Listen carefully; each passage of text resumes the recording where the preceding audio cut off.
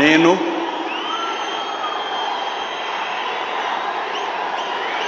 నారా చంద్రబాబు నాయుడు అనే నేను శాసనం ద్వారా నిర్మితమైన భారత రాజ్యాంగం పట్ల నిజమైన విశ్వాసం, విధేయత చూపుతానని,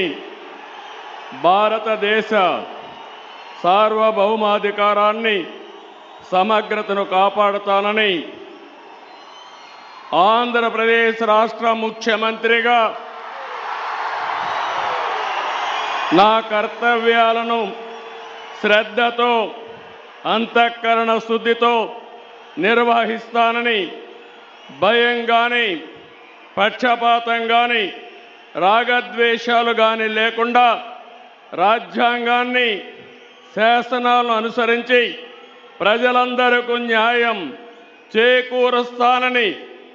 దైవ సాక్షిగా ప్రమాణం చేస్తున్నాను.